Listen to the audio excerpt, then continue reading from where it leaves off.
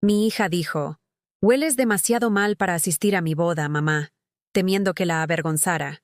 Así que Las palabras se me quedaron atoradas en la garganta, como si alguien hubiera puesto cemento en mis cuerdas vocales. Hoy voy a contarte algo que nunca pensé que contaría. Y si tú, por un segundo, sientes que esto te parece familiar, solo te pido que dejes un like y te suscribas. Me va a ayudar a continuar desahogándome. Mi nombre es Estela Rivas. Tengo 65 años y durante 4 décadas he vivido en el mismo departamento de la colonia Santa Tere en Guadalajara. Mis manos están marcadas por miles de puntadas, mis dedos endurecidos por agujas que se clavaron una y otra vez mientras cosía uniformes escolares hasta altas horas de la madrugada. El olor a hilo y tela vieja se ha impregnado tan profundamente en mi piel que ya forma parte de mí, como una segunda naturaleza que nunca pude quitarme. Era un martes por la tarde cuando sonó el teléfono. Yo estaba sentada en mi viejo sillón de tela desgastada, con las piernas hinchadas después de pasar el día entero de pie en el mercado San Juan de Dios, comprando los ingredientes para el mole que Jimena me había pedido que preparara para su despedida de soltera. Mis manos aún olían a chile ancho y chocolate, y tenía bajo las uñas restos de masa que había estado preparando desde las 5 de la mañana. El timbre del teléfono me sobresaltó. Era ese sonido agudo y metálico que me atravesaba los nervios, pero que siempre me llenaba de esperanza porque significaba que alguien se acordaba de mí. Casi siempre era Jimena, mi única hija, mi razón de existir, la niña que había criado sola desde que tenía 3 años, y su padre desapareció una noche de diciembre sin dejar más que una nota arrugada sobre la mesa de la cocina. «Bueno, mija», contesté con esa voz que se me había vuelto más ronca con los años, producto de tanto llorar en silencio y de tanto hablar conmigo misma durante las largas noches de soledad. «Mamá, necesito hablar contigo de algo importante». El tono de Jimena me heló la sangre inmediatamente. No era la voz cálida de cuando me llamaba para contarme sobre su trabajo en la agencia de publicidad, ni la emocionada de cuando me hablaba de los preparativos de la boda. Era fría, calculada, como cuando los doctores te van a dar una mala noticia y buscan las palabras más suaves para destrozarte el alma. «Dime, mi amor, ¿pasó algo con Julio? ¿Con la iglesia?» «No, mamá. Es sobre ti. Sobre tu asistencia a la boda». Mi corazón comenzó a latir tan fuerte que podía sentir cada pulsación en mis sienes. Me aferré al auricular con tanta fuerza que mis nudillos se pusieron blancos, como si pudiera mantener unida mi realidad si me agarraba lo suficientemente fuerte de algo tangible. «¿Qué pasa, mija? No entiendo». «Mamá», suspiró profundamente, como si estuviera armándose de valor para decir algo que había ensayado 1000 veces frente al espejo. «No puedo permitir que vengas a la boda, así como estás». «¿Así como estoy? ¿Qué quieres decir?» Las palabras salieron de su boca como balas, certeras y letales. «Hueles mal, mamá. Hueles a viejo, a humedad, a pobreza. Ese olor se te pega a la ropa, a la piel, y no se quita con nada. La familia de Julio es muy distinguida. Tienen gustos refinados, y yo no puedo permitir que arruines mis fotos de boda». El mundo se detuvo. Literalmente. Podía escuchar el tic-tac del reloj de pared de la cocina, el zumbido del refrigerador viejo que había comprado de segunda mano hace 15 años, el sonido de mis propios latidos resonando en mis oídos como un tambor fúnebre. Pero las palabras de mi hija habían creado un vacío tan profundo a mi alrededor que parecía que todo el oxígeno había sido succionado de la habitación. «Jimena, ¿qué me estás diciendo?» «Te estoy diciendo la verdad, mamá. Por primera vez en mi vida te estoy siendo honesta. Ese olor, es el olor del sacrificio, sí, pero también es el olor de la resignación, de haber renunciado a cuidarte, de no haber evolucionado. Y yo ya no puedo cargar con esa imagen». Sus palabras me atravesaron como cristales rotos. Cada sílaba era una cuchillada que abría heridas que ni siquiera sabía que tenía. Me llevé la mano libre al pecho, como si pudiera detener el dolor físico que me estaba partiendo por la mitad. «Pero, mija, yo me voy a arreglar. Me voy a comprar un vestido nuevo. Me voy a hacer el cabello». «No es solo eso, mamá. Es todo. Es la forma como hablas. Cómo te ríes muy fuerte. Cómo saludas a la gente con tanto cariño que los incomodas. La familia de Julio no está acostumbrada a ese tipo de expresiones. Me quedé callada, completamente callada, porque por primera vez en 65 años de vida, no tenía palabras, no tenía respuestas, no tenía defensas. Mira, mamá, ya hablé con Julio, y pensamos que sería mejor que no vinieras a la ceremonia religiosa. Puedes venir a la casa después, cuando ya todos se hayan ido, y así podemos tomarnos unas fotos las dos solas. ¿Te parece bien? ¿Que si me parecía bien? ¿Que si me parecía bien que mi única hija, la niña por la que había sacrificado cada peso, cada sueño, cada posibilidad de rehacer mi vida, me dijera que mi presencia era una vergüenza? ¿Que si me parecía bien que después de 40 años de trabajar día y noche para darle todo lo que yo nunca tuve, ella me considerara una mancha en el día más importante de su vida? Está bien, mija. Mentí, con una voz que ya no reconocía como mía. Está bien. Ay, mamá, sabía que ibas a entender. Eres la mejor. Te amo mucho, ¿eh? Y cuando regrese de la luna de miel, vamos a hablar de algunas cosas que he estado pensando para ti. Colgué el teléfono sin despedirme. Mis manos temblaban tanto que tuve que intentar 3 veces antes de lograr colocar el auricular en su base. Me quedé ahí sentada, mirando las paredes de mi pequeño departamento, las mismas paredes que habían sido testigos de tantas noches en vela, cosiendo mientras Jimena dormía, de tantas comidas inventadas con lo poco que tenía, de tantos planes y sueños que siempre giraban alrededor de su felicidad. En la pared de enfrente estaba enmarcada la primera foto de Jimena en su graduación del kinder. Tenía 5 años y llevaba puesto un vestido blanco con listones azules que yo había cosido durante 3 semanas, deshaciendo y rehaciendo cada costura hasta que quedara perfecta. En la foto, ella me abrazaba con esos bracitos pequeños, y sus ojitos brillaban de felicidad. Esa noche, cuando llegamos a casa, me había dicho: «Mamá, cuando sea grande, quiero ser como tú, buena y bonita». Ahora, esa misma niña me había dicho que yo olía mal. Me levanté del sillón con las piernas temblorosas y caminé hasta el espejo del baño. Me miré fijamente por primera vez en mucho tiempo. Vi mis manos manchadas de tanto trabajo, mi cabello gris que siempre recogía en una cola de caballo porque no tenía tiempo ni dinero para arreglármelo, mis ojos cansados, mi piel curtida por años de preocupación y desvelos. Y por primera vez en mi vida me pregunté: ¿será cierto lo que dice Jimena? Esa noche no pude comer.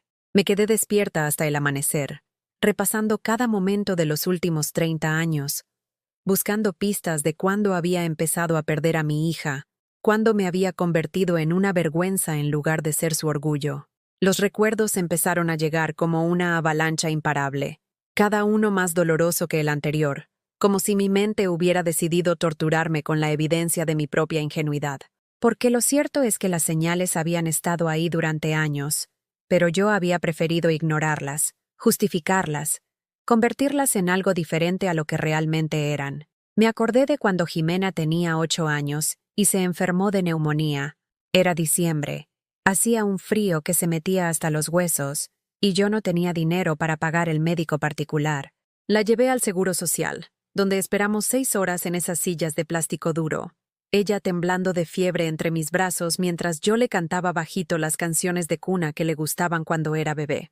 Esa noche, cuando por fin llegamos a casa con las medicinas que había tenido que comprar fiadas en la farmacia de don Ramón, Jimena no podía parar de toser.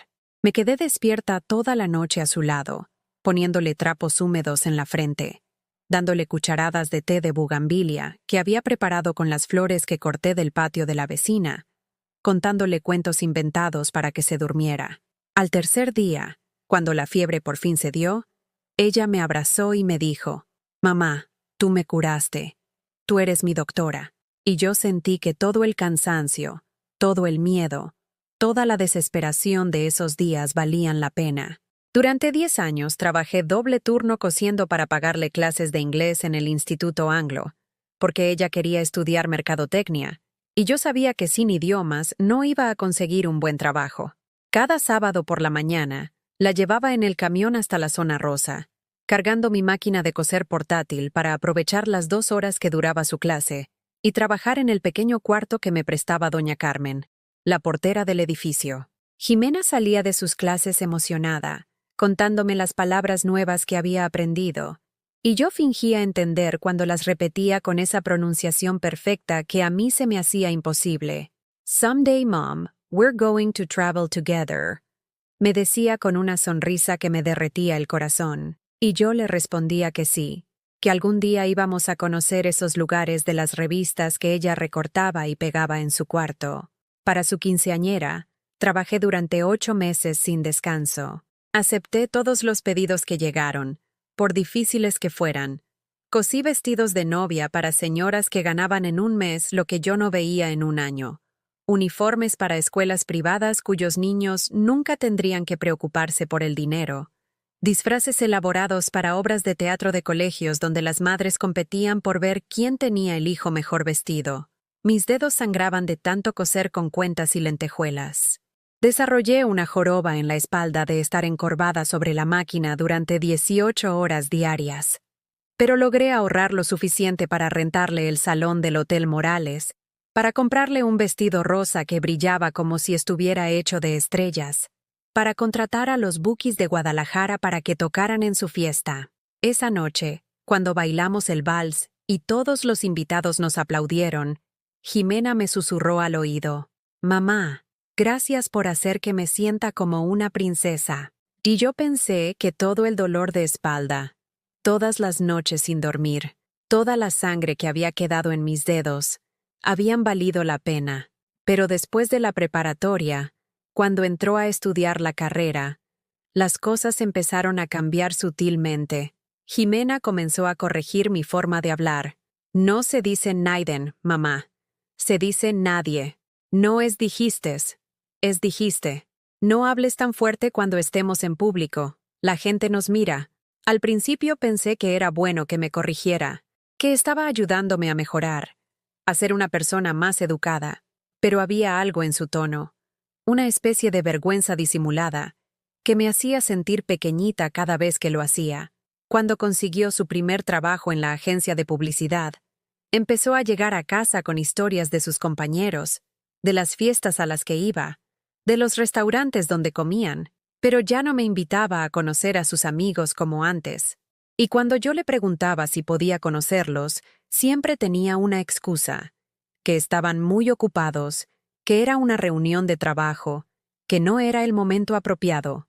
Un día llegué de sorpresa a su oficina con un tupper de pozole que había hecho especialmente para ella, porque me había comentado que no tenía tiempo de almorzar bien. La recepcionista me hizo esperar casi media hora antes de avisarle que estaba ahí. Cuando Jimena salió, vi en su cara una expresión que no pude identificar en ese momento, pero que ahora entiendo perfectamente. Era vergüenza pura. «Mamá, ¿qué haces aquí?», me dijo, mirando nerviosamente hacia la oficina. «Te traje pozole, mija. Sé que no has estado comiendo bien». «Ay, mamá, no debiste haberte molestado. Vamos al estacionamiento, ¿sí?». No me presentó con ninguno de sus compañeros. No me invitó a pasar. Me llevó rápidamente hacia la salida como si estuviera escondiendo algo. O como si estuviera escondiéndome a mí. Esa misma noche, cuando le pregunté por qué no habíamos entrado a su oficina, me dijo: «Es que estaban todos muy ocupados, mamá. Otro día te llevo a conocer todo con calma». Ese día nunca llegó. Cuando empezó a salir con Julio, las visitas a la casa se volvieron cada vez más esporádicas. Y cuando venía, siempre tenía prisa, siempre tenía otro lugar donde estar. Me contaba de la familia de Julio como si fueran seres de otro planeta, que su papá tenía una empresa de construcción, que su mamá había estudiado en París, que vivían en una casa de 3 pisos en Providencia, que tenían 2 coches del año y una casa de descanso en Puerto Vallarta. «¿Y cuándo los voy a conocer, mija?», le preguntaba yo, emocionada de poder formar parte de esa nueva etapa de su vida. «Ay, mamá, poquito a poco. Es que son muy formales. Les gusta conocer bien a las personas antes de invitarlas a su casa».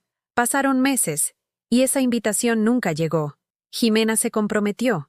Empezaron los preparativos de la boda, y yo seguía siendo un fantasma en su nueva vida.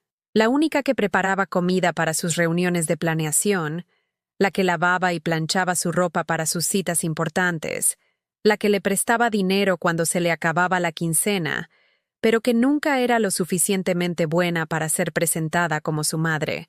Y ahora, después de esa llamada telefónica, todas esas piezas del rompecabezas finalmente encajaban para formar una imagen que me destrozaba el alma.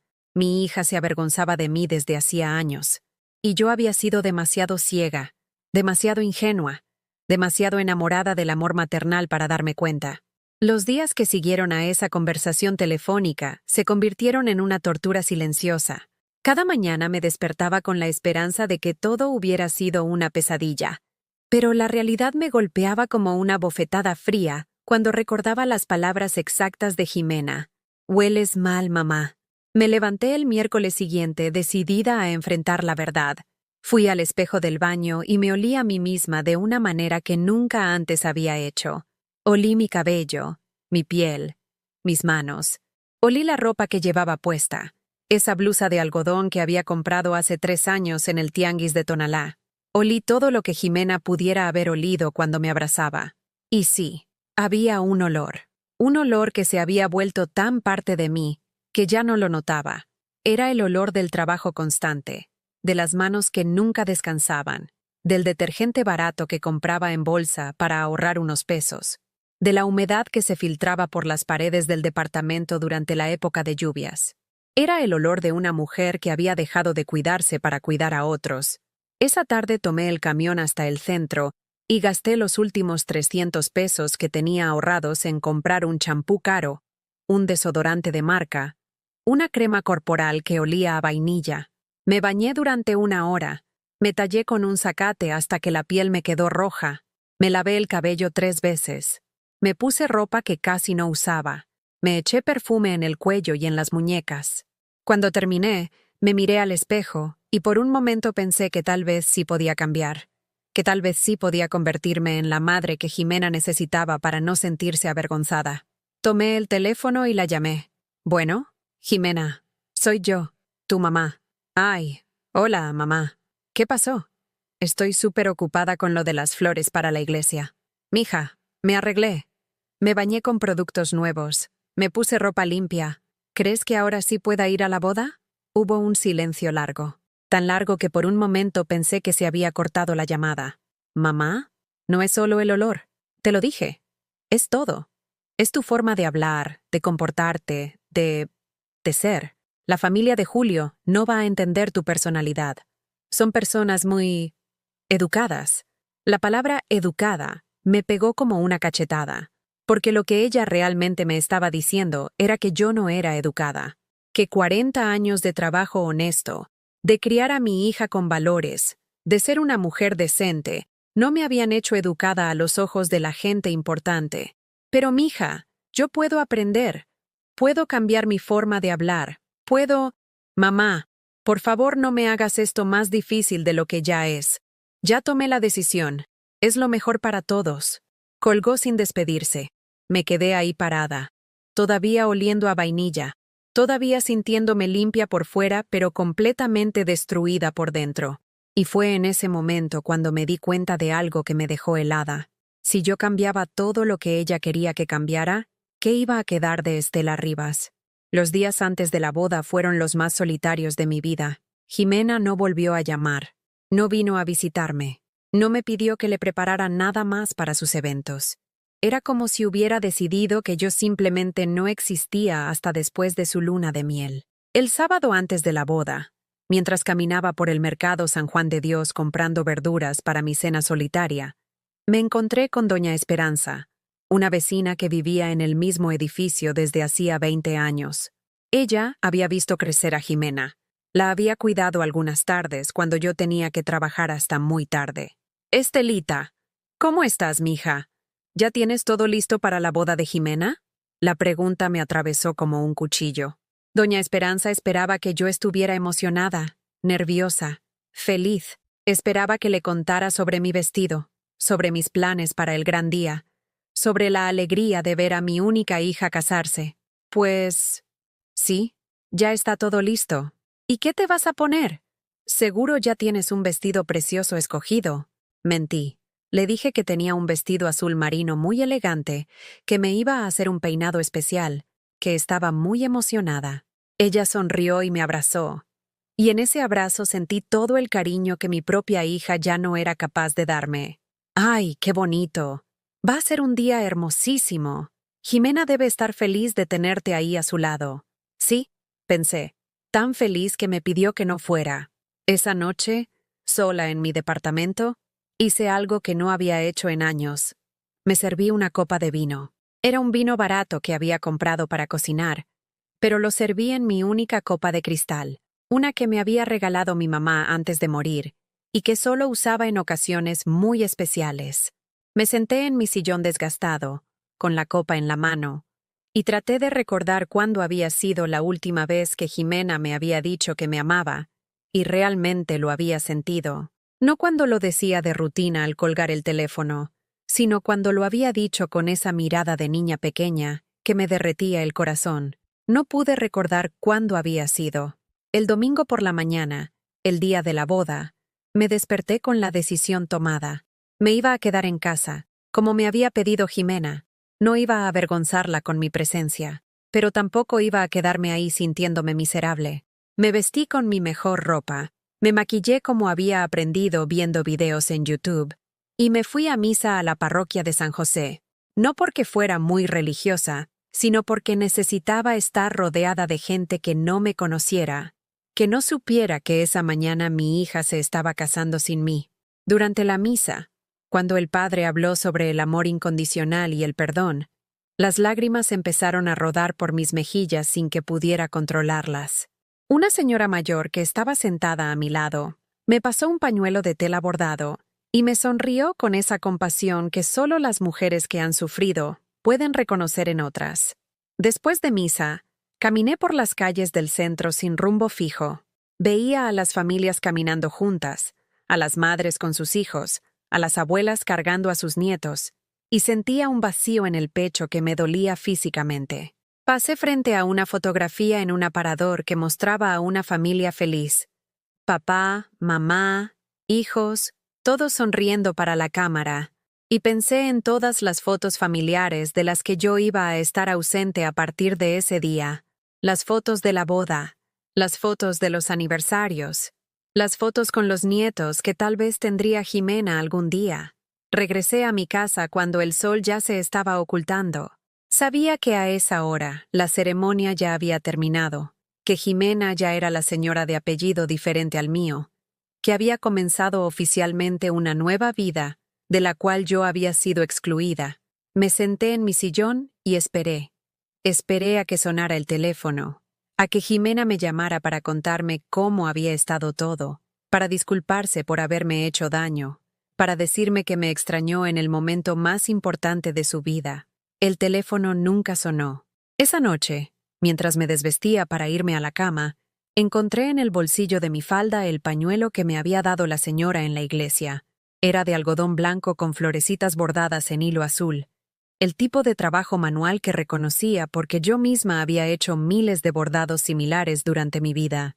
Lo sostuve entre mis manos y, por primera vez desde la llamada telefónica de Jimena, no lloré. En lugar de llorar, algo dentro de mí se endureció, algo se cristalizó. Una pregunta que había estado susurrando en el fondo de mi mente desde hacía días, finalmente encontró voz. ¿Por qué tengo que ser yo la que cambie? ¿Por qué tengo que ser yo la que se disculpe por oler a trabajo honesto, por hablar con el corazón en la mano, por amar sin condiciones? ¿Por qué tengo que avergonzarme de haber sacrificado mis sueños para hacer realidad los de ella? Me miré al espejo del tocador, y por primera vez en semanas, no vi a una mujer que necesitaba disculparse por existir. Vi a una mujer que había trabajado 40 años sin descanso, que había criado sola a una hija, que había convertido cada peso ganado en un escalón para que esa hija subiera más alto. Y esa mujer, decidí, no tenía por qué esconderse de nadie. Esa noche, antes de acostarme, tomé una decisión que cambiaría todo. Al día siguiente iba a hacer algo que nunca había hecho en mi vida. Iba a poner mi bienestar por encima del de Jimena. Iba a preguntarme qué era lo que yo necesitaba y no lo que ella esperaba de mí. Por primera vez en 65 años, iba a pensar en Estela Rivas como alguien que merecía respeto, incluso de su propia hija. El lunes por la mañana tomé el camión hacia el centro de Guadalajara con una determinación que no había sentido en décadas. Llevaba en mi bolsa los papeles que había guardado durante años en una caja de metal debajo de mi cama. Escrituras de propiedades, estados de cuenta bancarios, documentos de inversiones que había hecho en silencio mientras Jimena creía que yo apenas tenía para sobrevivir. La verdad era que durante 30 años había ahorrado cada peso que no era estrictamente necesario para vivir. Cada propina extra que recibía por un trabajo bien hecho, cada billete que encontraba en los bolsillos de la ropa que lavaba, cada moneda que recogía del suelo, todo había ido a parar a esa cuenta de banco que solo yo conocía. Había invertido en 3 terrenos en las afueras de Guadalajara, cuando aún costaban centavos y que ahora valían millones. Tenía acciones de empresas mexicanas que había comprado con la ayuda de don Roberto, el contador del edificio, quien me había enseñado sobre inversiones a cambio de que le cosiera los uniformes de sus hijos. En total, mi patrimonio sumaba casi 8 millones de pesos.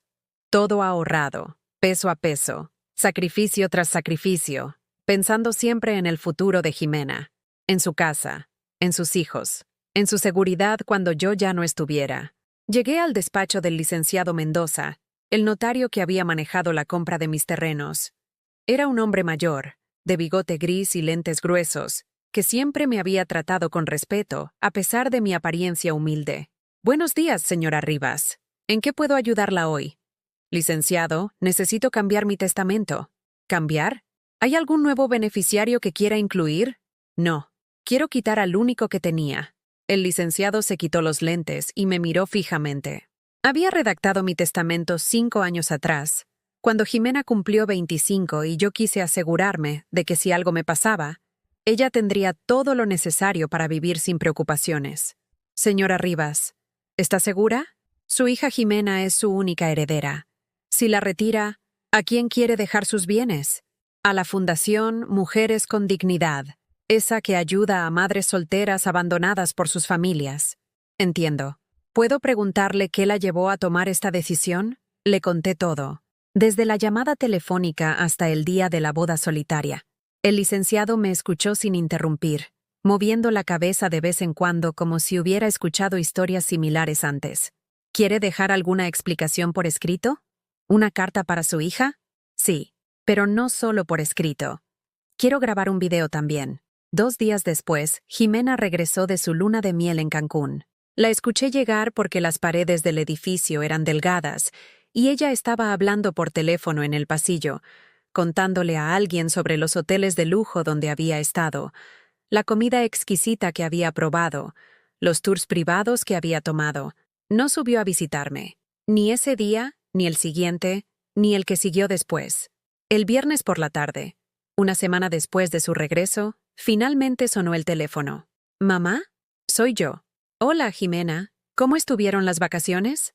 «Increíbles». Julio me consintió muchísimo. «Mañana te llevo las fotos para que las veas. Y necesito hablar contigo sobre algunas cosas importantes». «¿Qué tipo de cosas?» «Sobre tu futuro. Julio y yo hemos estado hablando. Y creemos que sería bueno que empezaras a considerar mudarte a un lugar más apropiado para tu edad». «¿Apropiado?» «Sí, mamá. Una residencia para adultos mayores. Hay una muy bonita en Zapopan, cerca de la casa donde vamos a vivir. Tiene actividades, gente de tu edad, servicio médico. Sería perfecto para ti». El aire se me escapó de los pulmones como si me hubieran dado un puñetazo en el estómago. Una residencia. Quería meterme en una residencia. ¿Y quién va a pagar esa residencia, Jimena? Bueno, pues, tú, con lo que tienes ahorrado. Y si no es suficiente, Julio y yo podríamos ayudarte con algo pequeño cada mes. ¿Y si yo no quiero ir a ninguna residencia? Ay, mamá, no seas difícil. Es por tu bien. Aquí estás muy sola, muy aislada. Allá tendrías compañía, cuidados profesionales, y ustedes tendrían la tranquilidad de no tener que preocuparse por la vieja que huele mal. Mamá, no digas eso. Sabes que te quiero mucho. Solo quiero lo mejor para ti. ¿Lo mejor para mí o lo mejor para ustedes? ¿Qué quieres decir con eso? Que tal vez lo que más les conviene es tenerme lejos, donde no pueda avergonzarlos con mis visitas inesperadas, o con mi forma de hablar o con mi olor a pobreza. Mamá, estás exagerando. Ven, mañana hablamos con calma. Paso por ti a las 2 de la tarde y vamos a conocer la residencia. Te va a encantar. No voy a ir a conocer ninguna residencia, Jimena. ¿Cómo que no? Lo que escuchaste. No voy a ir, y tampoco me voy a mudar a ningún lado. Mamá, no seas terca. Es lo mejor para todos menos para mí. Estás siendo muy egoísta. Solo piensas en ti. La acusación me pegó como una bofetada. Egoísta. ¿Yo? Que había sacrificado 40 años de mi vida por ella. Era egoísta por no querer que me encerraran en una residencia. ¿Sabes qué, Jimena? Tienes razón. Por primera vez en mi vida, voy a ser egoísta. Y mi primer acto egoísta va a ser no permitir que me trates como un estorbo. No te trato como un estorbo. Te trato como mi madre. No, mi amor. Tratas como tu madre a una versión idealizada de mí que existe solo en tu cabeza cuando necesitas algo. A la mujer real que soy, a esa la tratas como una vergüenza que hay que esconder. Eso no es cierto. ¿No es cierto que no me dejaste ir a tu boda? Era por tu bien. ¿No es cierto que en 5 años nunca me has presentado a la familia de Julio? Es complicado. ¿No es cierto que la última vez que fui a tu oficina me sacaste rápidamente para que nadie me viera? Silencio. Respóndeme, Jimena. ¿No es cierto? Mamá, es que ellos no entienden. ¿Qué es lo que no entienden? ¿Que soy la mujer que te crió sola? ¿Que soy la que trabajó día y noche para darte todo lo que necesitabas? ¿Que soy la que te ama sin condiciones desde el día que naciste? Sí entienden eso, pero nada, Jimena. O me aceptas como soy, o no me aceptas. Pero no voy a seguir fingiendo que no existo para hacerte la vida más cómoda. Mamá, estás siendo irracional. Tal vez. Pero ¿sabes qué más voy a hacer? Voy a ser honesta. Durante 30 años ahorré cada peso pensando en ti. Durante 30 años renuncié a mis sueños para hacer realidad los tuyos. Durante 30 años fui la madre perfecta que siempre estaba ahí cuando me necesitabas. Y yo te lo agradezco, pero no he terminado de hablar. Durante esos 30 años construí un patrimonio pensando en dejártelo todo cuando me muriera. 8 millones de pesos, Jimena. 8 millones que junté peso a peso para tu futuro. ¿8 millones? ¿Tú tienes 8 millones de pesos? Los tenía. Hasta ayer. ¿Cómo que los tenías? Ayer cambié mi testamento. Todo ese dinero, todos esos terrenos, todas esas inversiones, ya no son para ti. Se los dejé a una fundación que ayuda a mujeres como yo, mujeres que dieron todo por sus hijos y que sus hijos luego abandonaron. El silencio que siguió fue tan profundo que pude escuchar mi propio corazón latiendo. Pude escuchar el tic-tac del reloj de la cocina. Pude escuchar el zumbido del refrigerador, pero de Jimena no escuché ni la respiración. ¿Estás ahí? Pregunté. Mamá, ¿qué hiciste? Hice lo que tenía que hacer. Dejé mi herencia a gente que realmente la va a valorar. ¡Estás loca! Ese dinero es mío por derecho. ¿Por derecho? ¿Por qué derecho, Jimena? ¿Por el derecho que te da haberme tratado como una vergüenza? ¿Por el derecho que te da haberme excluido de los momentos más importantes de tu vida? Soy tu hija. Sí, eres mi hija. Pero yo también soy tu madre. Y las madres también merecen respeto. No puedes hacer eso. Voy a impugnar el testamento. Puedes intentarlo, pero te va a costar más dinero del que vale la pena gastar, y además está todo en video. Mi declaración completa de por qué tomé esta decisión. Mamá, por favor, podemos arreglar esto. ¿Podemos hablar? Y ahí estaba, la desesperación en su voz, el pánico de darse cuenta de que había perdido algo valioso. Pero no estaba desesperada por perderme a mí. Estaba desesperada por perder el dinero. Ahora sí quieres hablar, ¿verdad? Cuando pensabas que solo tenía mi cariño, ese no valía la pena. Pero cuando supiste que tenía dinero, entonces sí valgo la pena escuchar. ¿No es eso? ¿No? Entonces dime, Jimena, ¿cuándo fue la última vez que me visitaste sin pedirme nada? ¿Cuándo fue la última vez que me llamaste solo para saber cómo estaba? ¿Cuándo fue la última vez que me dijiste que me amabas y realmente lo sentiste? Otro silencio. Mañana voy a ir a tu casa. dijo finalmente, con una voz que ya no era la de mi niña, sino la de una mujer calculadora y desesperada. Vamos a arreglar esto. No va a haber nada que arreglar, mi amor. Ya está arreglado. Por primera vez en mi vida, está todo perfectamente arreglado. Y colgué el teléfono. Por primera vez en 40 años, yo había colgado primero. Esa noche dormí como no lo había hecho en meses. Fue un sueño profundo, sin pesadillas, sin despertarme a las 3 de la madrugada preocupándome por cosas que no podía controlar. Por primera vez en décadas, cuando cerré los ojos no tenía una lista mental de pendientes relacionados con Jimena. ¿Qué comida prepararle? ¿Qué ropa lavarle? ¿Qué favor hacerle? ¿Qué problema resolverle? Me desperté a las 8 de la mañana con una sensación extraña en el pecho. Al principio pensé que era ansiedad, pero después me di cuenta de que era otra cosa completamente diferente. Era libertad. Me levanté sin prisa. Me puse la bata de algodón que había comprado hace años, pero que casi nunca usaba porque siempre estaba corriendo para hacer algo por alguien más, y me dirigí a la cocina. Por primera vez en no sé cuánto tiempo, me preparé un desayuno completo solo para mí. Huevos revueltos con jitomate y cebolla, frijoles refritos, tortillas calentitas, café de olla endulzado con piloncillo.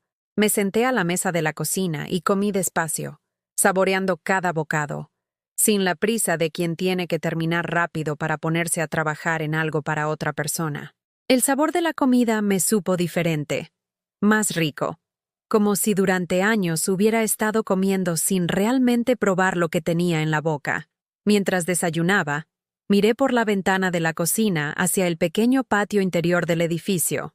Había una bugambilia que llevaba años creciendo salvaje, sin que nadie la podara o la cuidara, y en esa mañana soleada sus flores moradas brillaban como pequeños milagros. Me di cuenta de que hacía meses que no me fijaba en cosas bonitas así, pequeñas, gratuitas. Después del desayuno, en lugar de ponerme inmediatamente a hacer los quehaceres de la casa como era mi costumbre, decidí hacer algo completamente diferente. Me bañé con calma. Me puse mi vestido azul favorito, ese que solo usaba para ocasiones especiales, y salí a caminar por el barrio sin rumbo fijo y sin propósito específico. Caminé por la avenida Niños Héroes hacia la calzada Independencia, observando las tiendas, los puestos de comida, la gente que pasaba. Me detuve frente a una florería que llevaba años de estar ahí, pero en la que nunca había entrado porque siempre consideré que las flores eran un lujo innecesario. Entré y compré un ramo pequeño de claveles blancos.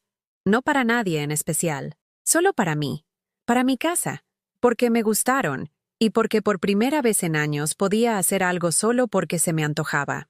Cuando llegué a casa, puse las flores en un florero de vidrio que había sido de mi mamá y que tenía guardado en el fondo de la alacena. Lo coloqué en el centro de la mesa de la sala, y la casa se sintió inmediatamente diferente, más viva, más mía. A las 3 de la tarde, como había amenazado, Jimena llegó a tocar mi puerta.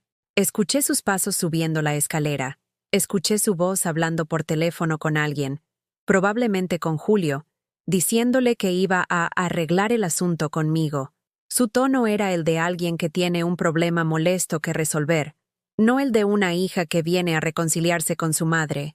Toc, toc, toc. Mamá, abre, por favor. Necesitamos hablar. Abrí la puerta y la vi ahí parada, vestida con ropa cara, maquillada como si fuera a una reunión de negocios en lugar de a visitar a su madre. Llevaba en la mano una carpeta de documentos, como si hubiera venido preparada para una negociación. «Hola, mija. Pasa». Entró y se quedó parada en medio de la sala, mirando las flores con el ceño fruncido, como si fueran algo fuera de lugar.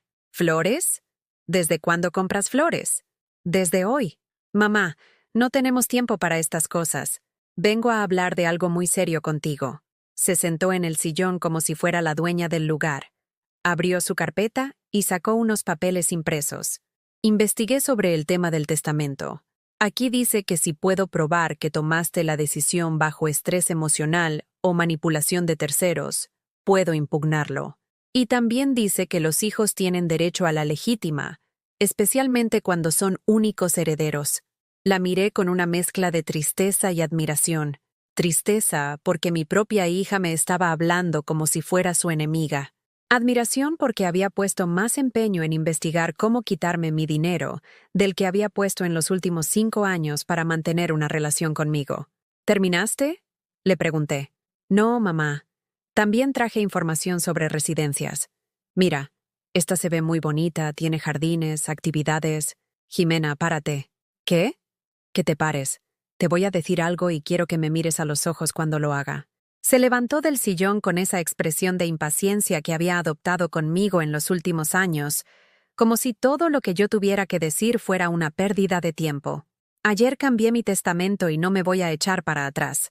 No porque sea terca, no porque esté loca, sino porque por primera vez en mi vida tomé una decisión pensando en mi dignidad, en lugar de pensar en tu comodidad. Mamá, eso no es... No he terminado de hablar. Durante 40 años me levanté cada mañana preguntándome qué podía hacer por ti, qué podía darte, qué problema podía resolverte, qué necesidad podía cubrirte. Durante 40 años mi felicidad dependió de tu felicidad. Y yo te lo agradezco, pero... ¡Que no he terminado de hablar! Grité por primera vez en mi vida. Jimena se quedó helada. Nunca, en todos sus años de vida, me había escuchado gritarle. Nunca me había visto perder el control. Siempre había sido la mamá paciente, comprensiva, que aguantaba todo con una sonrisa. Perdón, dije más calmada, pero necesito que me escuches sin interrumpirme. Durante 40 años viví para ti. Y tú te acostumbraste a eso como si fuera tu derecho. Te acostumbraste a que yo siempre dijera que sí, a que siempre estuviera disponible, a que siempre pusiera tus necesidades antes que las mías. Eso es lo que hacen las madres, mamá. No, Jimena. Eso es lo que hacen las madres que no se han dado cuenta de que también son personas. Las madres que confunden el amor incondicional con la autoanulación. Las madres que creen que ser buenas significa desaparecer. No entiendo a qué quieres llegar. Quiero llegar a que ya no voy a vivir mi vida en función de la tuya. Ya no voy a tomar decisiones preguntándome primero qué vas a pensar tú. Ya no voy a esconderme para que no te dé vergüenza. Y definitivamente ya no voy a permitir que me trates como si fuera una carga. Yo no te trato como una carga, ¿no? Entonces dime, ¿cuándo fue la última vez que me visitaste solo porque tenías ganas de verme? No porque necesitaras algo, no porque fuera mi cumpleaños o alguna fecha especial, sino simplemente porque extrañabas a tu mamá. Jimena abrió la boca para responder, pero no salió ningún sonido. ¿Cuándo fue la última vez que me preguntaste cómo me sentía? ¿Qué estaba pensando? ¿Si era feliz? ¿Si me dolía algo? ¿Cuándo fue la última vez que me trataste como a una persona en lugar de tratarme como a una función? Mamá, ¿cuándo fue la última vez que me dijiste te amo, sin que fuera porque acababa de darte dinero o de hacerte algún favor? Las lágrimas empezaron a rodar por sus mejillas, pero ya no eran las lágrimas de una niña arrepentida. Eran las lágrimas de una mujer que se había dado cuenta de que había perdido algo valioso y que ya era demasiado tarde para recuperarlo. Yo sí te amo, mamá. Tal vez me amas a tu manera, mija. Pero tu manera de amar consiste en quererme solo cuando soy útil, solo cuando no estorbo, solo cuando no me veo, no me escucho y no me huelo. Eso no es cierto. ¿No es cierto que me pediste que no fuera a tu boda porque mi presencia iba a arruinar tus fotos? Mamá, ¿no es cierto que querías meterme a una residencia para no tener que lidiar conmigo? Era por tu bien. No era por mi bien. Era por tu conveniencia. Porque una madre en una residencia es una madre que no puede presentarse sin avisar, que no puede avergonzarte frente a tus amigos, que no puede recordarte de dónde vienes cada vez que la ves. Jimena se derrumbó en el sillón y empezó a llorar de verdad. No el llanto manipulador que había usado conmigo durante años cuando quería conseguir algo, sino el llanto real de alguien que se está dando cuenta de la magnitud de lo que ha perdido. ¿Qué puedo hacer, mamá? ¿Qué tengo que hacer para que me perdones? No se trata de que me perdones o no, Jimena. Se trata de respeto. Se trata de que me trates como a la persona que soy, no como a la persona que te conviene que sea. ¿Y el dinero? No hay manera de... Y ahí estaba de nuevo. En medio de su llanto, en medio de su aparente arrepentimiento, la pregunta que realmente le importaba: el dinero. El dinero se queda donde está, mija. Para mujeres que sí saben lo que es el sacrificio de una madre. Para mujeres que no van a usar ese dinero para comprarse cosas bonitas, sino para salir adelante después de que sus propios hijos las abandonaron. ¿Yo no te abandoné? ¿No? Entonces dime, ¿cuándo fue la última vez que pasamos un día entero juntas sin que tuvieras que irte corriendo a algún otro lado? ¿Cuándo fue la última vez que cenamos juntas y me contaste de verdad cómo te sentías? ¿Qué te preocupaba? ¿Qué te hacía feliz? Jimena se quedó callada, llorando en silencio. El abandono no siempre es físico, mi amor. A veces el abandono es emocional. Es estar presente en el cuerpo pero ausente en el corazón. Y eso fue lo que tú hiciste conmigo durante años. Me acerqué a ella y le puse la mano en el hombro, con la ternura que siempre había tenido, pero sin la desesperación de antes. Te voy a amar toda la vida, Jimena. Eres mi hija, y eso nunca va a cambiar. Pero ya no voy a permitir que ese amor me destruya. Ya no voy a vivir esperando las migajas de tu cariño. ¿Y ahora qué va a pasar? Ahora vas a irte a tu casa con tu esposo. Y yo voy a quedarme aquí aprendiendo a vivir para mí misma. Y si algún día decides que quieres una relación de verdad conmigo, una relación donde me respetes y me valores por quien soy, entonces podremos intentarlo. Pero mientras tanto, yo voy a estar bien. Por primera vez en 40 años, voy a estar bien. Jimena se levantó del sillón, guardó sus papeles en la carpeta y caminó hacia la puerta. Antes de salir, se volteó hacia mí. ¿De verdad no vas a cambiar de opinión sobre el testamento? No, mija. No voy a cambiar de opinión. ¿Ni siquiera un poquito?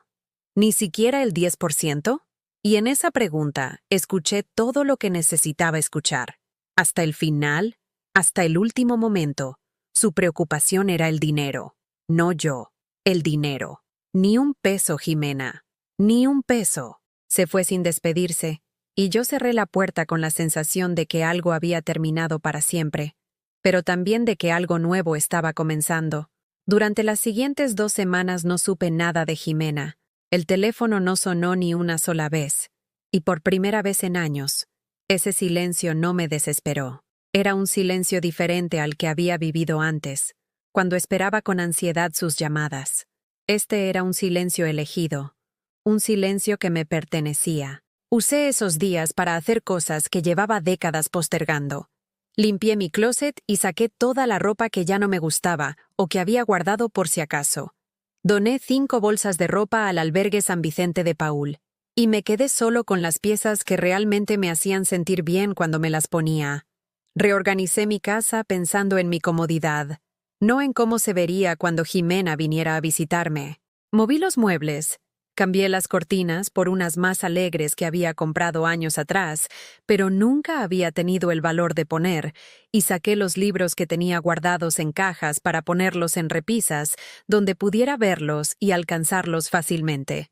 También empecé a cocinar para mí con la misma dedicación con la que antes cocinaba para ella. Preparé moles complicados, chiles en nogada, pozoles que me llevaban horas hacer, pero que ahora disfrutaba preparar porque era para alguien que realmente los apreciaba. Yo misma. Una tarde, mientras estaba regando mis plantas del patio, escuché que alguien subía por las escaleras. Los pasos eran más pesados que los de Jimena, más lentos.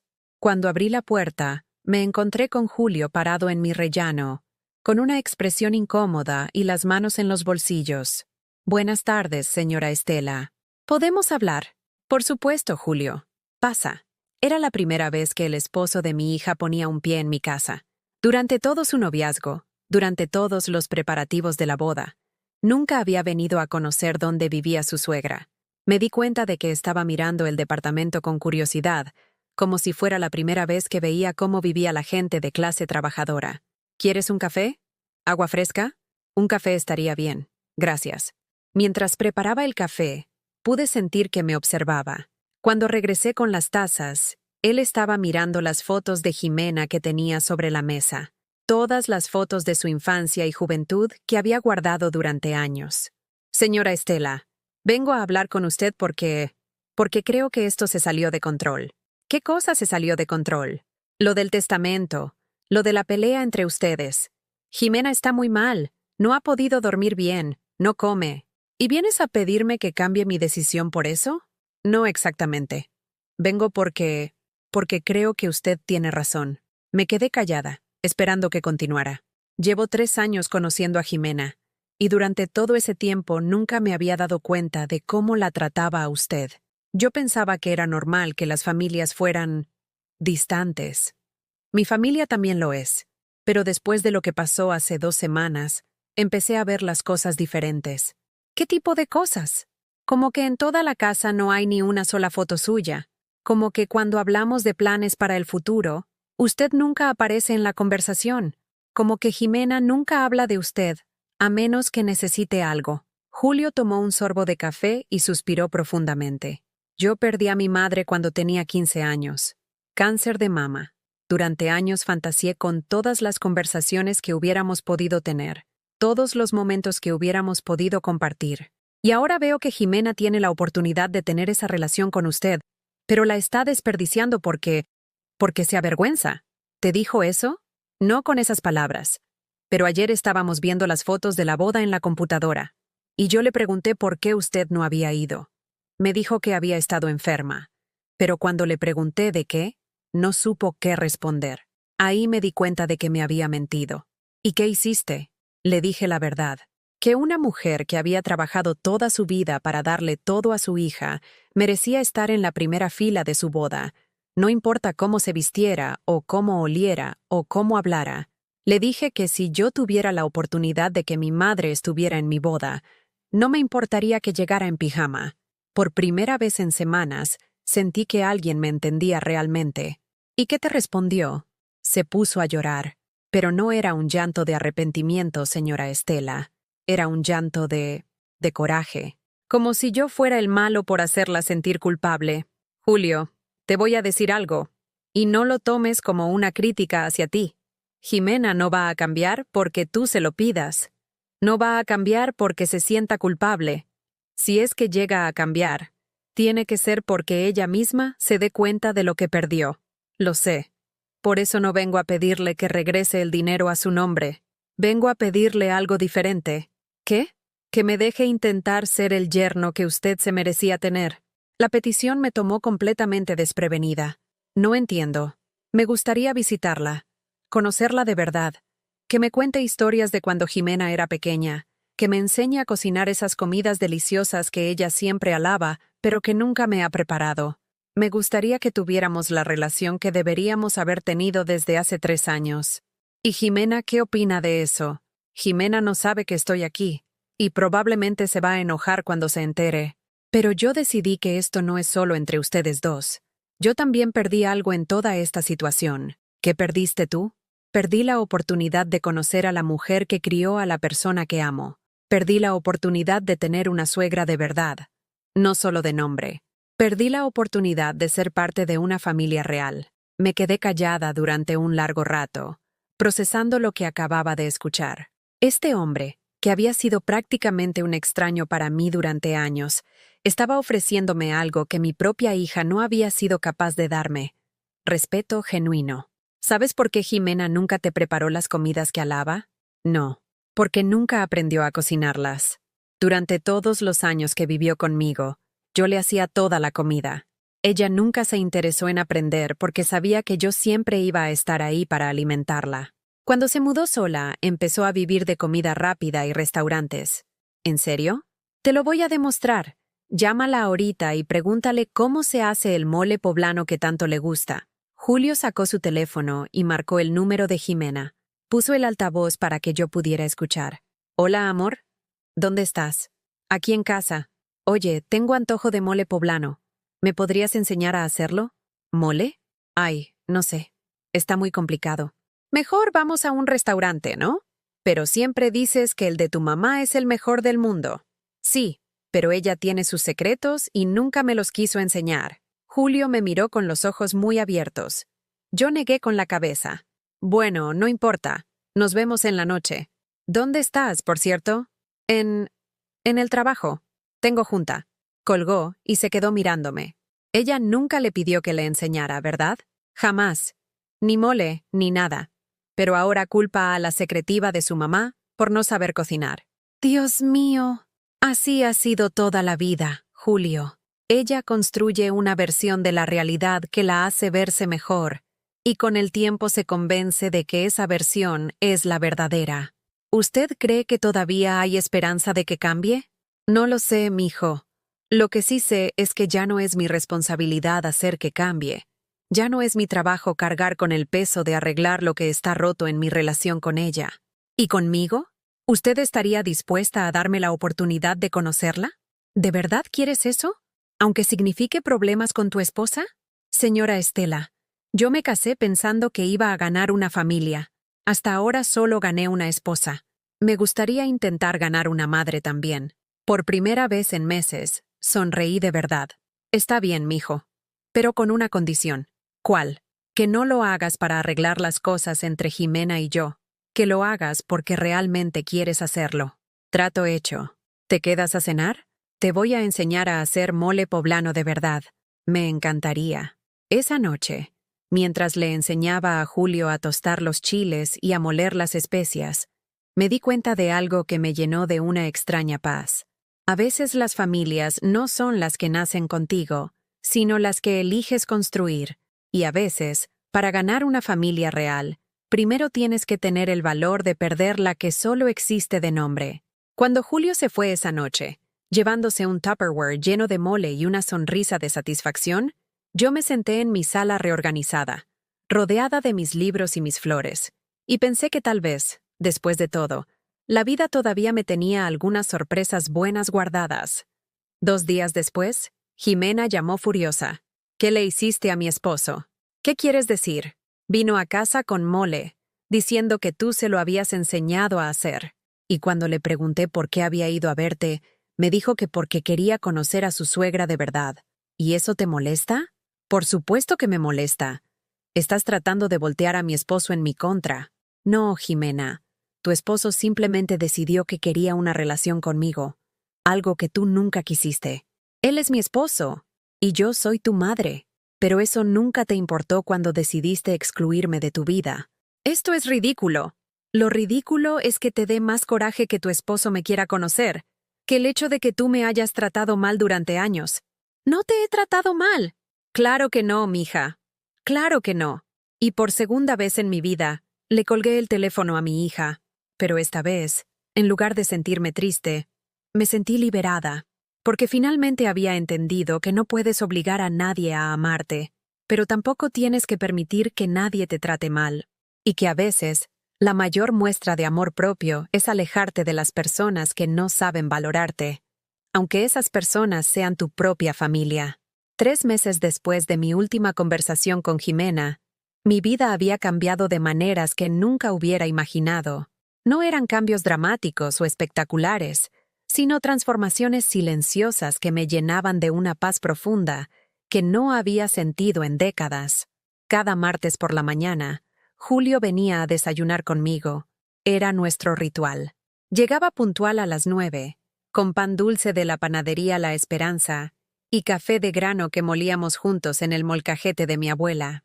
Durante esas 2 horas, me contaba sobre su trabajo, sobre sus preocupaciones, sobre sus planes para el futuro, y yo le contaba historias de mi vida, de mi infancia en un pueblo pequeño de Michoacán, de los primeros años de Jimena, de todos los sueños que había guardado en cajones durante tantos años.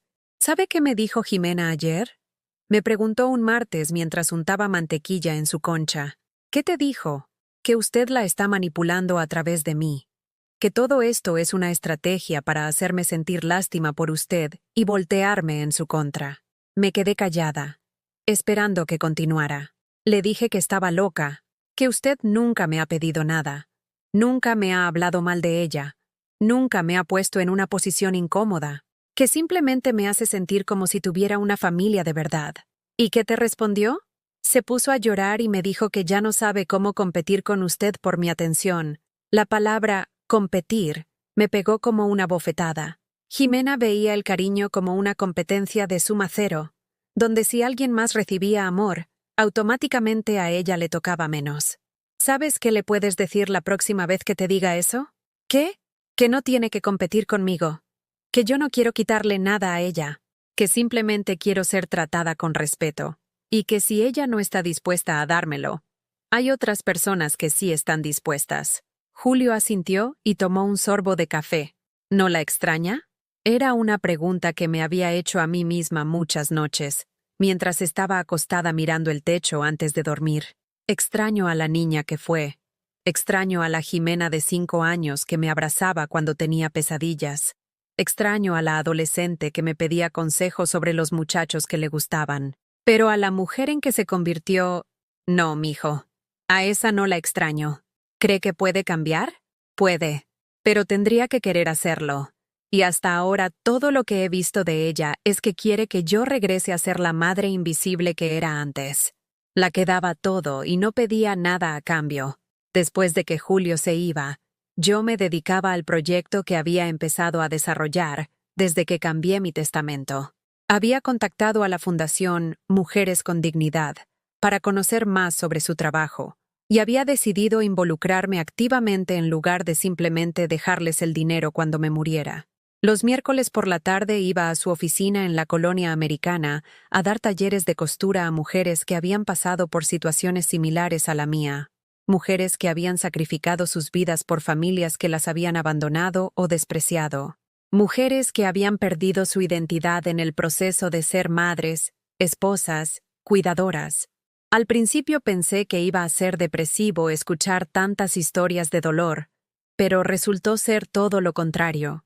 Era sanador ver cómo estas mujeres, algunas mucho más jóvenes que yo, encontraban en la costura no solo una manera de ganar dinero, sino una forma de reconectar con quien habían sido antes de perderse en los roles que otros les habían impuesto. Estaba Teresa, de 42 años, que había dejado su carrera como contadora para cuidar a su suegra con demencia, y que después de 5 años de sacrificio, había sido echada de la casa familiar porque ya no era necesaria. Estaba Carmen, de 58, que había trabajado toda su vida sin sueldo en el negocio de su esposo, y que cuando él se divorció de ella para casarse con una mujer más joven, se quedó sin nada porque legalmente nunca había sido empleada de la empresa. Estaba Rosa, de 71 años, que había criado a 8 hijos como madre soltera, y que ahora ninguno de ellos quería hacerse cargo de ella, porque ya habían hecho suficiente al permitirle vivir en un cuartito detrás de la casa de uno de sus hijos. Cada una de estas mujeres tenía una historia diferente, pero todas compartían la misma expresión en los ojos, la mirada de alguien que había dado tanto de sí misma que ya no sabía quién era sin los roles que había desempeñado para otros. ¿Sabe qué es lo que más me gusta de venir aquí?, me dijo Teresa un miércoles mientras terminaba de coser el dobladillo de una falda, que por primera vez en años, cuando alguien me pregunta cómo estoy, realmente quiere escuchar la respuesta. Era cierto. En esos talleres, las preguntas no eran de cortesía. Cuando nos preguntábamos cómo estábamos, realmente nos importaba la respuesta. Cuando celebrábamos los pequeños logros de cada una costura perfecta, un patrón dominado, una prenda terminada, realmente sentíamos alegría por el éxito de la otra. Estela, me dijo Carmen un día, usted nos está enseñando más que costura. Nos está enseñando que todavía valemos la pena. Esas palabras se me quedaron grabadas durante semanas. Los viernes por la tarde me había inscrito en clases de pintura en el Centro Cultural Hospicio Cabañas. Era algo que había querido hacer desde la adolescencia, pero que siempre había postergado porque no era práctico, o porque no tenía tiempo, o porque había cosas más importantes. Mi maestra, Sofía, era una mujer de mi edad que había empezado a pintar después de enviudar. Tenía una paciencia infinita y una forma de hablar del arte que hacía que todo pareciera posible. No se trata de crear obras maestras, nos decía mientras caminaba entre nuestros caballetes. Se trata de encontrar una manera de expresar lo que llevamos dentro y que nunca hemos sabido cómo sacar. Mis primeros intentos fueron desastrosos. Mis manos, acostumbradas a la precisión de la costura, se sentían torpes con los pinceles. Los colores que mezclaba nunca eran los que había imaginado en mi cabeza, pero algo extraño sucedía cada vez que me sentaba frente al lienzo. Me olvidaba del mundo exterior, me olvidaba de mis preocupaciones, de mis tristezas, de todo lo que no podía controlar. ¿En qué piensa cuando pinta?, me preguntó Sofía un viernes, después de ver mi último cuadro, un paisaje de mi pueblo natal que había salido de la memoria y del corazón. Pienso en quién era yo antes de ser mamá. ¿Y quién era usted? Era una niña que soñaba con viajar, que le gustaba dibujar flores en los márgenes de sus cuadernos, que creía que el mundo era un lugar lleno de posibilidades hermosas. Esa niña sigue ahí, me dijo Sofía. Solo estaba esperando a que usted tuviera tiempo de buscarla. Los sábados había empezado algo completamente nuevo. Había comenzado a viajar. Nada muy lejos o muy caro, pero viajes que me llenaban el alma de maneras que no había anticipado. Tomaba el autobús a pueblos cercanos a Guadalajara, Tlaquepaque, Tonalá, Tequila, Mazamitla. Caminaba por sus calles. Conocía su historia. Comía en sus restaurantes típicos. Compraba artesanías no porque fueran útiles, sino porque me gustaban. En uno de esos viajes a Tequila, mientras caminaba por los campos de agave azul, conocí a don Aurelio, un señor de 75 años que había trabajado durante 50 años en la misma destilería. ¿Vino sola, señora?, me preguntó mientras yo tomaba fotos del paisaje con una cámara digital que me había comprado especialmente para mis viajes. Sí, vine sola. ¿No tiene familia que la acompañe? Tengo una hija, pero ella está muy ocupada con su propia vida. Don Aurelio sonrió con una sabiduría que solo da la experiencia. ¿Sabe qué, señora? A veces es mejor viajar solo. Uno puede ir a su propio paso, detenerse donde le gusta, hablar con quien se le antoje, y además, cuando uno viaja solo, está más abierto a conocer gente nueva. Tenía razón. Durante esos viajes había conocido a más personas interesantes en 6 meses que en los últimos 10 años.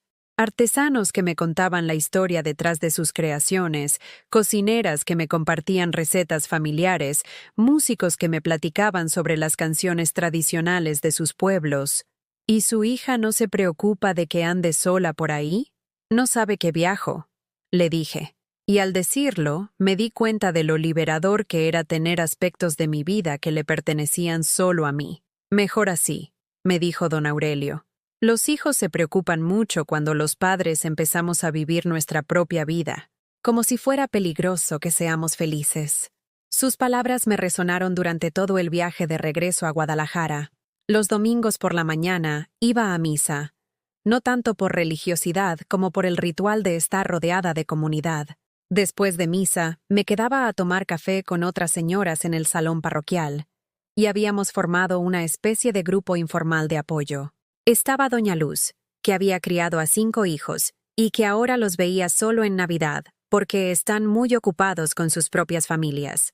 Estaba doña Esperanza, que había trabajado durante 30 años como empleada doméstica para una familia adinerada, y que cuando se enfermó de artritis fue despedida sin ninguna consideración. Estaba doña Amparo, que había sido maestra durante 40 años, y que se había jubilado para cuidar a su esposo con Alzheimer, y que después de que él murió, se había dado cuenta de que no sabía cómo vivir para ella misma. ¿Saben qué me dijeron mis nietos el domingo pasado?, nos contó doña Luz mientras tomaba su café con leche. Que por qué no me busco un novio, que es muy raro que una señora de mi edad viva sola. ¿Y qué les dijiste?, le preguntó doña Esperanza. Les dije que después de criar 5 hijos y aguantar a un marido durante 30 años, vivir sola se siente como unas vacaciones permanentes.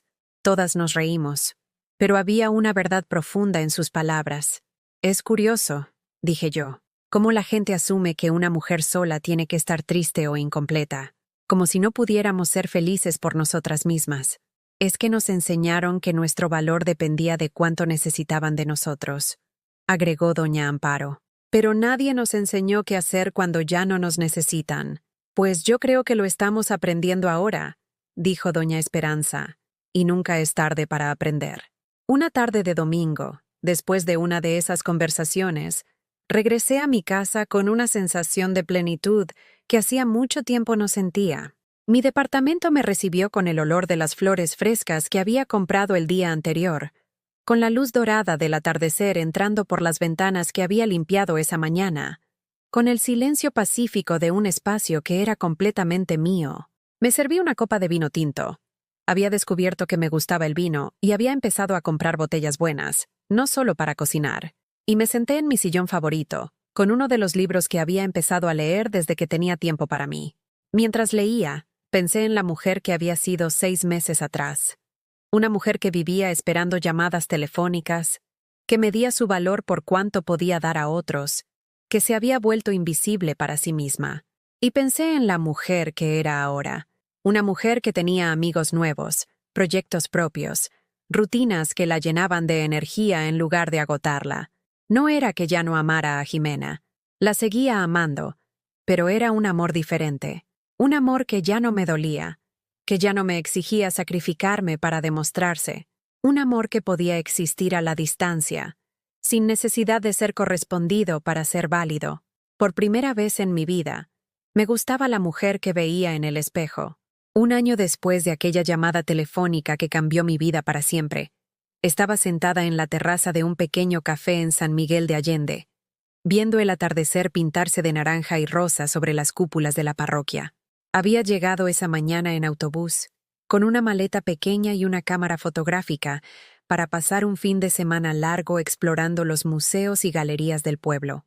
Era mi primer viaje verdaderamente largo, mi primera aventura de varios días completamente sola. Y mientras tomaba mi café de olla y escribía en el diario que había empezado a llevar, pensé en lo extraño que era sentirse tan completa en soledad. Mi teléfono sonó. Era Julio. «¿Doña Estela? ¿Cómo está? ¿Ya llegó bien a San Miguel?» «Muy bien, mijo. El hotel está precioso y ya caminé por todo el centro. Mañana voy a tomar un taller de cerámica». «Qué bueno. Oiga, la llamo porque tengo noticias». Por su tono, supe que no eran noticias especialmente buenas. «¿Qué pasó?» «Jimena está embarazada». Me quedé callada durante un largo rato, viendo cómo las luces del pueblo se iban encendiendo una por una mientras la oscuridad se instalaba suavemente sobre las calles empedradas. «¿Cuánto tiempo tiene?» «3 meses. Recién lo supimos ayer». «¿Y cómo se siente ella?» «Está feliz, pero también está asustada. Creo que por primera vez en su vida se está dando cuenta de lo que significa ser responsable de otra persona completamente dependiente de ti». «¿Y tú cómo te sientes?» «Emocionado, nervioso y triste, doña Estela». «¿Triste por qué?» «Porque sé que mi hijo va a crecer sin conocer a su abuela, porque Jimena va a pasar por todo lo que usted pasó cuando la crió sola, pero ella va a hacerlo sin tener la sabiduría y el apoyo de su mamá». Sus palabras me tocaron en un lugar muy profundo del corazón. «¿Ella sabe que me estás llamando?» «No. De hecho, me pidió específicamente que no le dijera a usted. Dice que no quiere que usted piense que esto es una oportunidad para regresar a su vida». «¿Y qué piensas tú?» «Pienso que ella tiene miedo». «¿Miedo de qué?» «Miedo de necesitarla, doña Estela. Miedo de darse cuenta de que toda la sabiduría sobre ser madre que ella va a necesitar, usted la tiene. Miedo de reconocer que la apartó de su vida justo cuando más la iba a necesitar». Tomé otro sorbo de mi café y observé a una pareja de extranjeros que caminaba de la mano por la plaza, señalándose mutuamente los detalles arquitectónicos de los edificios coloniales, compartiendo el asombro de descubrir algo bello juntos. «Julio, te voy a decir algo, y quiero que me escuches bien». «Sí, señora. Yo voy a amar a ese bebé desde ahora, desde antes de que nazca, con todo mi corazón. Va a ser mi nieto. Y nada de lo que pasó con Jimena va a cambiar eso». «¿En serio?» «En serio. Pero también te voy a decir algo más. No voy a rogar por un lugar en la vida de ese niño. No voy a suplicar por el derecho de ser su abuela. Si Jimena decide que no quiere que yo forme parte de la vida de mi nieto, voy a respetarlo. Va a dolerme, pero lo voy a respetar». «Pero doña Estela...» «Déjame terminar. Lo que no voy a hacer es volver a convertirme en la mujer que era antes. No voy a dejar de viajar, de pintar, de trabajar con mis mujeres en la fundación, de vivir mi propia vida, esperando a que Jimena decida si me necesita o no. Entiendo. ¿Le puedes decir algo de mi parte?» «¿Qué?» «Que si algún día decide que quiere que yo sea parte de la vida de su hijo, va a ser bienvenida, que mi puerta siempre va a estar abierta para ella, pero que va a tener que tocarla con respeto, no con desesperación. Se lo voy a decir. Y Julio, felicidades, mijo. Vas a ser un papá maravilloso. Después de colgar, me quedé en esa terraza hasta que el café cerró. El aire nocturno de San Miguel tenía un frescor que me llenaba los pulmones de energía, y las estrellas se veían más brillantes de lo que jamás las había visto desde Guadalajara. Pensé en ese bebé que estaba creciendo en el vientre de mi hija. Pensé en cómo sería tenerlo en mis brazos, en las canciones de cuna que le cantaría, en las historias que le contaría sobre su mamá cuando era pequeña. Pero también pensé en la posibilidad de que nunca llegara a conocerlo. Y me sorprendí al darme cuenta de que, aunque me dolería, ya no me destruiría. 2 meses después, estaba en mi taller de costura de los miércoles, cuando mi teléfono vibró con un mensaje de texto. Era de un número que no reconocí, pero cuando lo abrí, vi una foto que me cortó la respiración. Era una ecografía, una imagen borrosa en blanco y negro donde se alcanzaba a distinguir la forma de un bebé. Y debajo, un mensaje que decía simplemente, «Es niña». No había nombre, no había explicación, pero yo sabía quién había enviado esa foto. Le mostré la imagen a Teresa, que estaba sentada a mi lado bordando flores en una blusa. ¿Su nieta?, me preguntó. Sí, mi nieta. ¿Ya sabe cómo se va a llamar? No sé nada más que esto, pero es suficiente por ahora. ¿Le va a responder? Lo pensé durante un momento. Sí, pero no para pedirle nada, solo para agradecerle que compartiera esto conmigo. Escribí un mensaje simple. Gracias por compartir esta bendición conmigo. Es hermosa. Te mando todo mi amor. La respuesta llegó 3 días después. Se va a llamar Esperanza. Esperanza. Mi nieta se iba a llamar Esperanza. Esa noche, en lugar de ir a mi clase de pintura, me fui a caminar por el Parque Agua Azul. Era un lugar donde había llevado a Jimena cuando era pequeña, donde le había enseñado a andar en bicicleta, donde habíamos pasado tardes enteras alimentando a los patos del lago artificial. Me senté en una de las bancas donde solíamos sentarnos a comer raspados y traté de imaginar cómo sería llevar a Esperanza a ese mismo lugar. Cómo sería ver el mundo a través de sus ojos, enseñarle los nombres de los árboles, contarle sobre los patos, escuchar sus preguntas infinitas sobre todo lo que la rodeara. Pero también me imaginé la posibilidad de que eso nunca pasara. Y me di cuenta de que había aprendido algo fundamental durante ese año de soledad, que el amor no necesita proximidad para existir, que se puede amar profundamente desde la distancia, que el corazón puede ser generoso incluso cuando no recibe nada a cambio. Los meses que siguieron fueron una mezcla extraña de anticipación y aceptación. Julio me mantenía informada sobre el embarazo, que Jimena había dejado de fumar, que había empezado a tomar clases de preparación para el parto, que había decorado el cuarto del bebé con colores neutros porque no estaban seguros del sexo hasta que supieron que era niña. ¿Cómo está ella emocionalmente?, le pregunté un martes durante nuestro desayuno habitual. Asustada, muy asustada. Ayer me dijo que no sabía si iba a ser una buena madre. ¿Y tú qué le dijiste? Le dije que la maternidad no es algo que se sepa hacer de antemano, que se aprende sobre la marcha, con paciencia y amor. ¿Y qué te respondió? Me preguntó si yo creía que usted había tenido miedo cuando ella nació. ¿Y? Le dije que seguramente sí, que todas las madres primerizas tienen miedo. Y entonces me preguntó algo que me sorprendió. ¿Qué te preguntó? Me preguntó si yo creía que usted la había amado desde el primer momento, o si había tenido que aprender a amarla. La pregunta me llegó directo al corazón. ¿Qué le dijiste? Le dije la verdad, que el amor de una madre por su hijo es lo más instantáneo y poderoso que existe en el mundo, pero que saber cómo cuidar a ese hijo se aprende día a día. ¿Y cómo reaccionó? Se puso a llorar, y me dijo algo que me partió el corazón. ¿Qué te dijo? Me dijo que tenía miedo de no saber amar a su hija como usted la había amado a ella. Esperanza nació un martes lluvioso de noviembre, a las 4 de la mañana. Julio me llamó desde el hospital, con una voz quebrada por la emoción y el cansancio. Doña Estela, ya nació. Está perfecta. Pesa 3 kilos 200 gramos, mide 50 centímetros, tiene el cabello negro y los ojos más hermosos del mundo. ¿Cómo está Jimena? Cansada pero bien. Está preguntando por usted. ¿En serio? Sí. Me preguntó si usted sabía que ya había nacido la bebé. ¿Y qué le dijiste? Le dije que la iba a llamar. Y entonces me dijo algo que no me esperaba. ¿Qué te dijo? Me dijo que quería que usted la conociera. Las lágrimas empezaron a rodar por mis mejillas sin que pudiera controlarlas. ¿Cuándo? Ahora. Si usted quiere. Estamos en el hospital civil. Voy para allá. Me cambié de ropa. Me peiné. Me puse un poco de perfume. Y tomé el autobús hacia el hospital. Durante todo el trayecto, mi corazón latía tan fuerte que podía escucharlo por encima del ruido del tráfico. Cuando llegué al cuarto de maternidad, Julio me estaba esperando en el pasillo.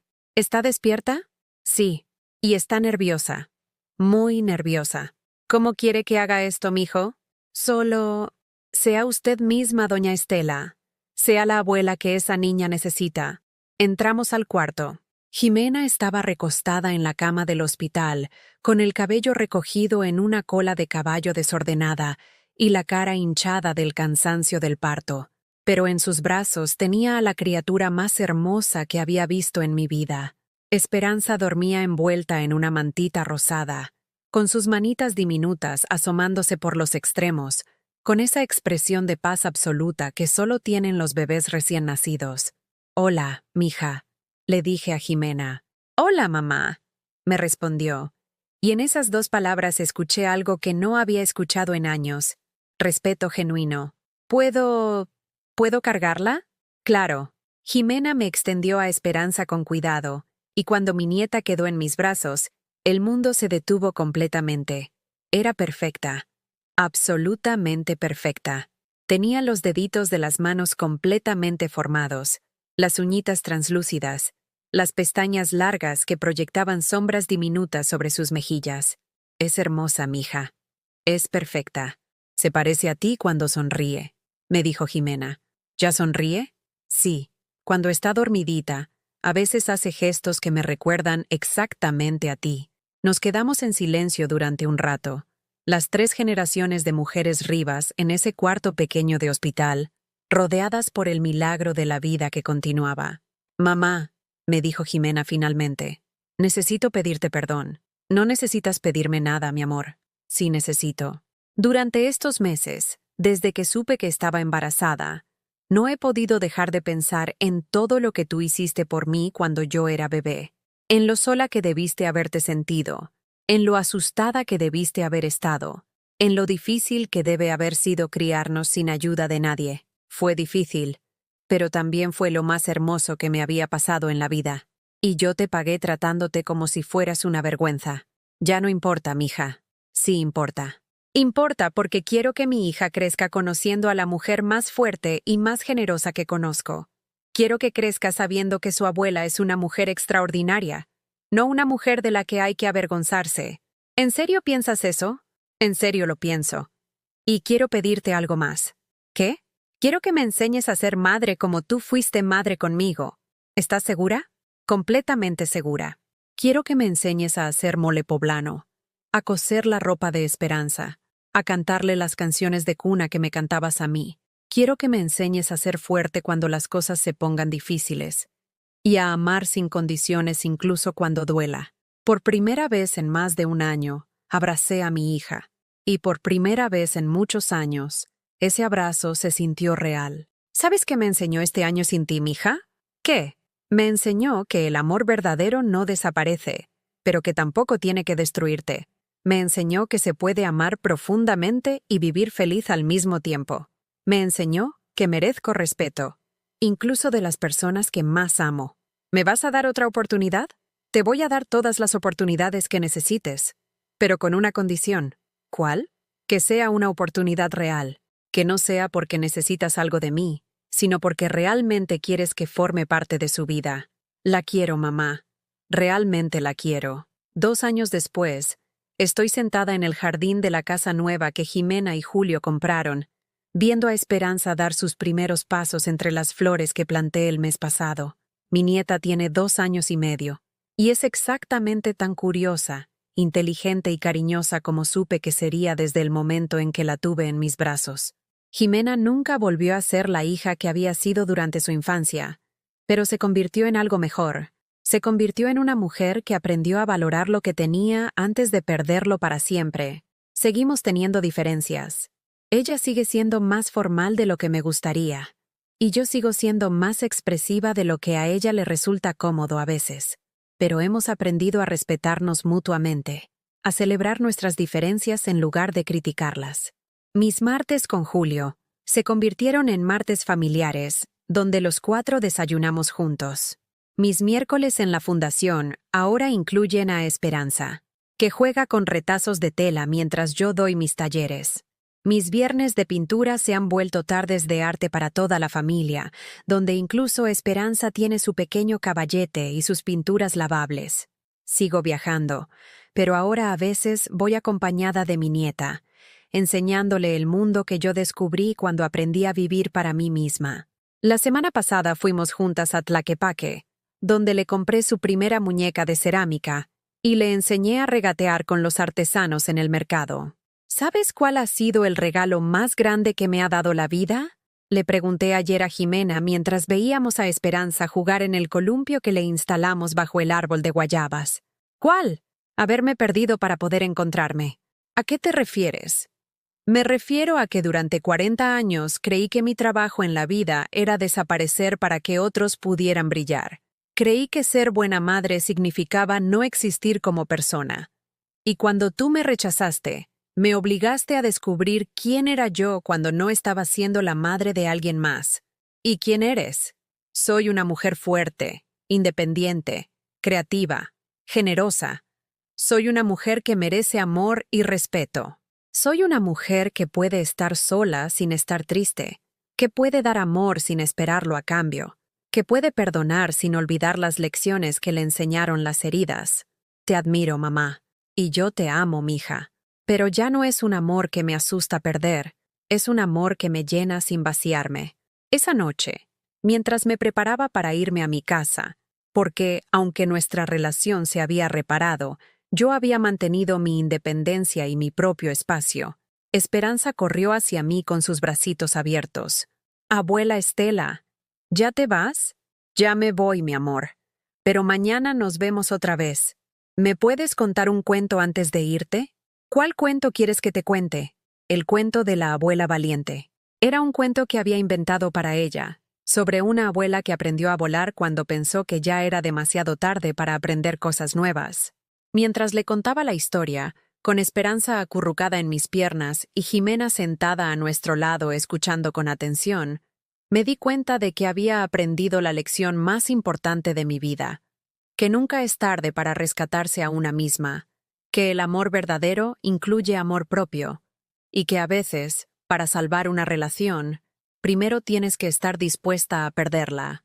¿Has vivido alguna vez algo parecido o conoces a alguien que haya pasado por una situación similar? Cuéntamelo en los comentarios. Y si esta historia te llegó al corazón, no olvides dejar tu like y suscribirte al canal para que este mensaje pueda llegar a alguien que necesite escucharlo.